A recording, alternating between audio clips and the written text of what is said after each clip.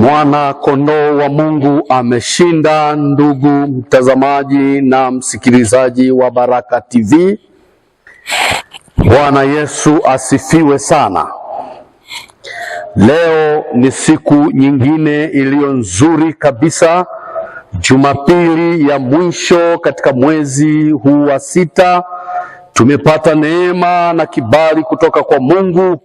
Mungu ametulinda toka Jumapili ya kwanza mpaka Jumapili hii ya mwisho. Tuna kila sababu ya kumrudishia Mungu sifa na utukufu. Ninayekuletea ujumbe wa neno la Mungu Jumapili ya leo, ninaitwa Mchungaji Anosisi Moikole, mwenyekiti wa kanisa la Moravian Tanzania, jimbo la Rukwa. Ninakushukuru wewe msikilizaji na mtazamaji wa Baraka TV ambaye leo umepata neema na kibali cha kuwepo mbele ya runinga yako, TV yako, ili tuweze kuambatana nami katika ujumbe huu. Neno la Mungu linalokujia leo linatoka katika Injili ya Mathayo mtakatifu sura ya 10 mstari ule wa 40 hadi mstari wa 42. Nami nitawatangulia kusoma. Neno linasema, awapokeaye ninyi anipokea mimi, naye anipokeaye mimi ampokea yeye aliyenituma. Ampokeaye nabii kwa kuwa ni nabii atapata thawabu ya nabii, naye ampokeaye mwenye haki kwa kuwa ni mwenye haki atapata thawabu ya mwenye haki. Na mtu awaye yote atakayemnywesha mmojawapo wa wadogo hawa ngaa kikombe cha maji ya baridi, kwa kuwa ni mwanafunzi, amini nawaambia, haitampotea kamwe thawabu yake. Tuombe. Baba yetu na Mungu wetu uliye mtakatifu, tunakushukuru sana kwa ajili ya siku ya leo, Jumapili ya mwisho wa mwezi wa 6. Tunakushukuru kwa namna ulivyotulinda toka Jumapili ya kwanza hata tunapofika Jumapili ya mwisho katika mwezi huu wa 6. Tunaomba Mungu useme nasi kwa ujumbe wa neno lako, na neno lako litutie nguvu katika safari ya kuanza mwezi mwingine wa 7. Neema yako iende pamoja nasi, Bwana. Neno lako lifanyike kuwa taa ya miguu yetu. Tunajikabidhi mikononi mwako, tukiomba na kushukuru katika jina la Mungu Baba, Mwana na Roho Mtakatifu. Amen. Ndugu mtazamaji na ndugu msikilizaji wa Baraka TV, neno la Mungu tulilolisoma leo linagusa zaidi juu ya ukarimu kwa watumishi wa Mungu. Ukarimu kwa watumishi wa Mungu. Inawezekana kila mahali watu wanapoabudu wana utaratibu wao jinsi ya kuwatunza watumishi wa Mungu. Lakini leo naomba nikusaidie kidogo maeneo muhimu ambayo unatakiwa kutembea kwa kufuata neno la Mungu, hasa katika kuwatunza watumishi wa Mungu. Eneo la kwanza, tunapaswa kuwatunza watumishi wa Mungu wale waliobeba ujumbe wa neno la Mungu. Watu wote waliobeba ujumbe wa neno la Mungu wanaweza kuwa ni wahubiri wa madhabahuni, wanaweza kuwa ni wahubiri wa Injili kwa njia ya nyimbo, wanaweza kuwa ni wahubiri wa mikutano ya kiroho. Wote hawa ni watumishi wa Mungu. Wanapokuja kwako, unawiwa kuwapokea, lakini unawiwa kuwatunza. Kwa nini unawiwa kuwatunza? Kwa sababu neno la Mungu limeagiza ya kwamba wowote waendao kuhubiri habari njema wasibebe vitu vya ziada, kwani chakula na nguo za kujifunika watazikuta huko wanakokwenda. Kwa sisi tukiwa watumishi wa Mungu tuna haki ya kupokelewa na wewe mtumishi ambaye umewekwa kwa ajili ya kutuhudumia. Si wote watakaopanda madhabahuni, si wote watakaosimama kuhubiri neno la Mungu. Ndio maana wewe ambaye hujapewa neema hii, wajibu wako ni kuwakaribisha na kuwatunza hao watumishi ambao Mungu ameweka huduma ndani yao. Katika kuwatunza watumishi wa Mungu, Biblia imesema unaenda sambamba na baraka aliyoibeba mtumishi huyo unayempokea. Ukimpokea nabii utapata baraka za kinabii. Ukimpokea mhubiri utapokea baraka za kiuhubiri. Ukimpokea mwinjilisti utapokea baraka za uinjilisti. Ukimpokea mchungaji utapokea baraka za kichungaji. Kwa kadri ya mgeni unayempokea, huduma ile aliyoibeba ndiyo kiwango cha baraka utakazozipokea. Ndivyo neno la Mungu linavyosema. Unapomtunza mtumishi wa Mungu, unatimiza agizo la Mungu ambalo amesema watumishi wa Mungu watakapoingia kwenye miji ile itakayowapokea, basi baraka ya Mungu iwakalie wale watu. Lakini miji ile watakapokwenda wasipokelewe, watumishi wa Mungu wameamriwa kuiacha laana, wakumute mavumbi ya miguu yao, waiache kwenye miji ile. Ndugu zangu, wako watu mbalimbali katika ulimwengu tulionao. Watumishi wa Mungu wanapowatembelea hawawezi hata kuwahudumia hata maji ya kunywa, hawawezi kuwahudumia kwa chochote. Kumbuka Biblia imesema kumpokea mgeni, unaweza kumpokea hata malaika pasipokujua. Na unapomtunza mtumishi wa Mungu, unamfanya aziache baraka za Mungu nyumbani kwako. Unapomkaribisha mtumishi wa Mungu, vile unavyomkarimu ndio kiwango kile kile cha baraka utakazobaki nazo. Elia alipomtembelea yule mwanamke mjane kule Sarepta, yule mwanamke mjane alikuwa ameishiwa chakula, lakini kwa sababu ya ujio wa Elia, kwa sababu ya namna yule mwanamke alivyokubali kumpokea na kumhudumia Elia, baraka za kinabii zilikaa nyumbani kwa yule mama. Miujiza ya kinabii ilikaa nyumbani kwa yule mama. Asingempokea Elia, baraka zile zote asingezipata. Hali kadhalika Elisha aliwahi kwenda kwenye nyumba ya mama mmoja ambaye pia alikuwa mjane. Yule mama alikuwa amefiwa na mume wake na amebakiwa na binti pale nyumbani. Mume kabla ya kufa alikuwa amekopa madeni mengi kwa sababu ya utumishi aliyokuwa ameubeba yule baba. Wale wadeni walipofika pale nyumbani, wakataka kumchukua yule binti awe fidia ya yale madeni. Lakini Elisha alipofika pale nyumbani kwa yule mama, alimwambia, mama, hapa nyumbani kwako una nini? Yule mama alileta vitu mbalimbali, vifaa mbalimbali vya nyumbani mwake, na akasema, katika mafuta machache uliobakiwa nayo, hakikisha unadondeshea kwa kila chombo ulichonacho hapa nyumbani.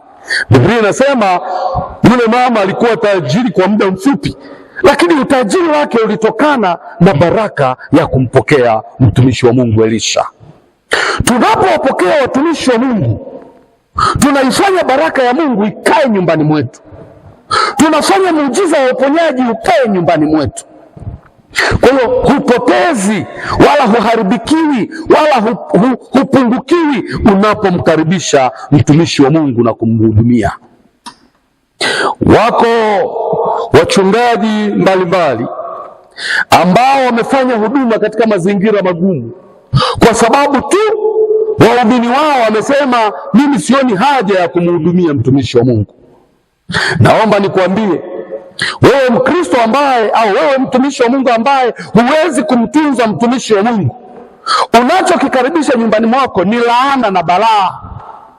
Unakaribisha kiwango kikubwa cha magonjwa nyumbani mwako.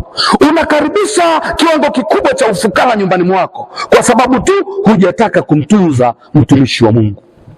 Wapokeeni watumishi wa Mungu, watunzeni watumishi wa Mungu ili baraka ya Mungu iwakalie. Biblia imesema mtumishi wa Mungu atakula kulingana na kadri ya huduma yake. Mtume Paulo anasema, usimfunge kinywa ng'ombe apurapo nafaka. Mtumishi wa Mungu anapotumika madhabahuni anastahili jina lake.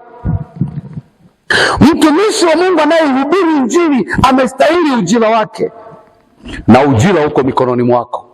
Ujira wa mtumishi wa Mungu uko mikononi mwako, unatakiwa kuachilia mikono yako. Na katika Injili ya Luka sura ya 6 mstari wa 38 amesema kiwango kile kile unachompimia mtumishi wa Mungu ndicho na wewe utakachopimiwa. Kwa hiyo kumbe maamuzi ya kupokea baraka za Mungu iko mikononi mwetu. Maamuzi ya kubaki na laana kwenye maisha yetu iko mikononi mwetu. Mungu akusaidie mtumishi wa Mungu.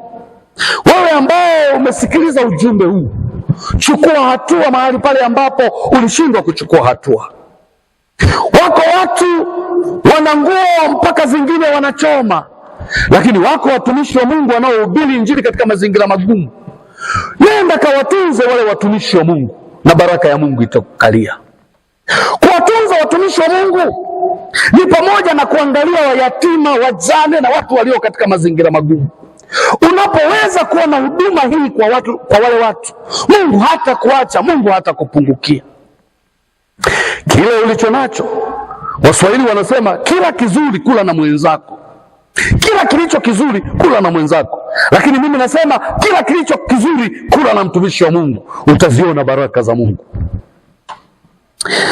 Baraka za Mungu zikikaa nyumbani mwako, magonjwa hayatakaa nyumbani mwako. Baraka za Mungu zikikaa nyumbani mwako, laana haiwezi kukaa nyumbani mwako. Baraka za Mungu zikikaa nyumbani mwako, hata wageni wa kawaida wanaokuja kukutembelea hawatakuja wageni ambao ni mzigo, watakuja wageni wale ambao ni baraka kwako. Nyakati za leo tumekuwa na changamoto kubwa sana. Wageni wengi wanapotembea kwenda kuwasalimia ndugu zao, hawabebi vya kujifunika, hawabebi chakula, hawabebi kitunga chochote, tofauti na miaka ya zamani. Miaka ya zamani ilikuwa unapokwenda kumtembelea ndugu yako unajipanga. Ninapokwenda ni lazima niangalie mazingira aliyoko kule, kuna changamoto zipi. Kama kuna changamoto za mahindi, nitasaga unga, nitabeba debe langu la unga. Kama kuna changamoto ya maharage, nitachukua maharage kidogo, nitafungasha. Kama kuna changamoto, mimi natoka maeneo labda ya ziwa, nitabeba dagaa zangu kidogo, samaki zangu kidogo. Yaani huendi mikono mitupu. Kwa hiyo hata ukifika kwa ndugu yako, unapokelewa kwa furaha kwa sababu umekwenda na kitu. Wageni tulionao leo wanabeba chaja ya simu. Hiyo ndio hasahau. Sasa unamuuliza atakula chaja ya simu? Unajiuliza mtu huyu atajifunika chaja ya simu? Jibu hapana. Ni kwa sababu ya mmomonyoko wa maadili yaliyopo kwenye jamii yetu. Unapokwenda kumtembelea jirani yako, fanyika kuwa baraka kwake, ili na yeye siku nyingine afanyike kuwa baraka kwako. Unapomtunza mtumishi wa Mungu, utafanyika kuwa baraka, utafanyika kuwa tunu, na katika mji huo utaonekana kuwa baraka kwa sababu umebeba baraka za kikuhani. Kuna watu wengine ni watumishi wa serikali, kwa sababu umebeba baraka za kikuhani ndani yako. Heshima yako ofisini kwako iko kwenye viwango vya hali ya juu, kwa sababu Biblia imesema vile unavyomtunza mtumishi wa Mungu, daraja lile lile alilonalo ndilo na wewe heshima ile ile ndio utakayopata. Biblia haiongopi hata siku moja. Ukimtunza askofu, utapata baraka za kiaskofu. Kwa hiyo popote utakapokuwepo utaonekana kama askofu kwa sababu umebeba baraka za kiaskofu. Ukimtunza mchungaji, utabeba baraka za kichungaji. Ukimtunza mwinjilisti, utabeba baraka za kiuinjilisti. Kwa hiyo kadri unavyojituma kuwatunza watumishi wa Mungu wa madaraja tofauti tofauti, ndivyo vile vile ambavyo unajitahidi kuteka baraka katika ufalme wa Mungu za watumishi wa Mungu katika viwango walivyo navyo. Mungu aliyesema na wewe analo kusudi maalum maishani mwako. Mungu anataka ubadilike. Wewe ambaye umekuwa mgumu unaposikia kuwatunza watumishi wa Mungu, umekuwa na roho ngumu, Mungu anakutaka leo ubadilike. Wewe ambaye inawezekana hata kanisani kwako hujawahi shiriki hata mara moja kumtunza mchungaji aliyeko kanisani kwako, leo Mungu anakutaka ubadilike. Wewe ambaye umekuwa ukikimbia huduma za kuwatunza yatima na wajane, leo Mungu anasema amewekeza kwako hiyo mali, hiyo amana ulionayo ili uwasaidie wasionacho. Si fahari kuwa na viatu pea 20 ndani peke yako. Jaribu kuangalia walio wahitaji. Si fahari kuwa na suti za kutosha nyumbani kwako, lakini wako watumishi wa Mungu wanahitaji, alafu huwajari. Si fahari kuwa na mali za kutosha nyumbani kwako, lakini huwezi kuzitumia kwa kazi ya Mungu, haiwezi kukusaidia chochote. Mungu wa amani aliyesema na wewe analo kusudi na wewe. Mungu wa baraka aliyesema na wewe juu ya jambo hili ana kusudi na wewe. Jitahidi kujifanya au kujionyesha ya kwamba umekubaliwa na Mungu kwa namna utakavyojitoa kuwatunza watumishi wa Mungu. Katika utumishi huu utapata thawabu kutoka kwa Mungu. Ziko thawabu zingine ambazo Biblia inasema utazipata baadaye, lakini thawabu hii, uzuri wa thawabu ya kuwapokea watumishi wa Mungu, unaipata immediately, unaipata kwa wakati. Ili madam tu umempokea mtumishi wa Mungu, Biblia inasema ataziacha baraka za daraja lake nyumbani mwako. Mungu akusaidie kulitendea kazi neno hili. Mungu akusaidie kubadilika. Mungu akusaidie kuchukua hatua ya kufikia hatua ya kuona umuhimu wa kuwatunza watumishi wa Mungu. Wekeza kwa Mungu kwa sababu Mungu analipa. Ukiwekeza nje ya Mungu, huko tunakula hasara. Ukiwekeza kwa waganga wa kienyeji, huko unakula hasara. Lakini ukiwekeza kwa Mungu kwa njia ya kuwatunza watumishi wa Mungu, unapata thawabu yako, unapata faida yako. Mungu wa amani akubariki. Mungu wa amani akutunze. Mungu wa amani akuinue. Mungu wa amani akuhuishe. Mungu wa amani akupe kibali. Jumapili ya leo utembee chini ya baraka yake. Jumapili ya leo fikiria nyumba mojawapo ya watumishi wa Mungu unayoweza kupeleka kitu ili ukaziteke baraka za Mungu. Jumapili ya leo usikae kwa hasara, kazitafute baraka za Mungu huko zilikojificha ili uende na baraka za Mungu. Inawezekana umekaa kwenye mazingira mpaka watu wanakukatia tamaa, mpaka watu hawatamani kukaa nyumba zao kusogeleana na wewe kwa sababu ya wingi wa laana ulizobeba. Namna ya kuachana na laana hizi ni kuwapokea na kuwatunza watumishi wa Mungu. Watasafisha laana zote na wewe utakuwa safi na salama. Mungu wa amani akubariki. Mungu wa amani akutunze. Na Biblia imesema hapa, unaweza hata kununua maji poa ya 500, nenda nayo kwenye nyumba ya mchungaji mtumishi, mwambie mtumishi wa Mungu, nimekuja leo kukusalimia, nimekuletea maji, usiangalie thamani yake, lakini nataka uniombee. Laana itaondoka kwako, baraka itakaa kwako. Beba chochote, hata kile ambacho unafikiri ni cha chini sana, beba. Nenda kwa watumishi wa Mungu, kaziteke baraka za Mungu, na Mungu wa amani akusaidie kuchukua hatua. Shetani anajua kwamba baraka zetu zipo kwa watumishi, ndio maana ametupiga upofu tusione umuhimu wa kuwatunza watumishi wa Mungu. Usiwe na dharau, ondoa kiburi, jishushe ili Mungu akuinue kwa wakati wake. Kuna watu mmeshindwa kupandishwa vyeo kwenye ofisi zenu mnakotumika, ni kwa sababu mshahara unaopata haujawahi kula na Mungu. Na kula na Mungu mshahara wako ni njia ya kuwatunza watumishi wa Mungu. Mungu atusaidie ili tuchukue hatua zinazofaa katika maisha yetu. Neno hili lifanyike kuwa baraka kwako. Neno hili lifanyike kuwa ufunguo kwako. Neno hili likuongezee hatua katika safari yako ya kutafuta ufalme wa Mungu. Ninakutakia baraka za Mungu, na neno hili limeletwa kwako na si mwingine bali mchungaji Anosisi Moikole, mwenyekiti wa kanisa la Moravian Tanzania jimbo la Rukwa. Ninakutakia baraka za Mungu ili uchukue hatua. Na wewe ambaye umeshindwa kuchukua hatua, naomba uongozane na mimi katika sala hii.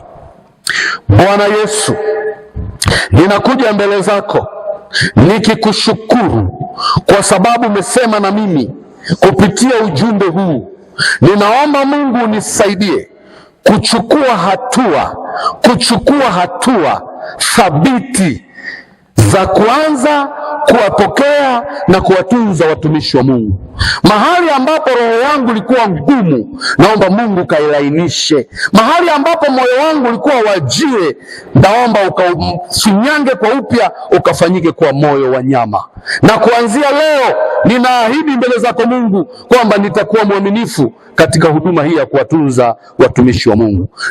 Na watazamaji na msikilizaji wa Baraka TV ambaye Mungu amekwenda kusikiliza ujumbe wa neno lako, naomba umsaidie kuchukua hatua iliyo thabiti. Naomba umuinue na kumsaidia shetani aliyemkandamiza kwa nyakati zote. Ninamwamuru katika jina la Yesu, aachilie nafsi ya mtu huyu, aachilie nafsi ya mtu huyu, amwache huru, amwache huru kuanzia leo. Mpe moyo wa nyama ndani yake, mpe wepesi wa kuitenda kazi yako, mpe wepesi wa kutumika madhabahuni pako, katika jina la Yesu Kristo. Siku ya leo ninamwombea baraka popote atakapokuwepo, popote atakapopita, popote atakapoingia na kutoka, aende na baraka yako, katika jina la Mungu Baba, Mwana na Roho Mtakatifu ninaomba nikishukuru, amen.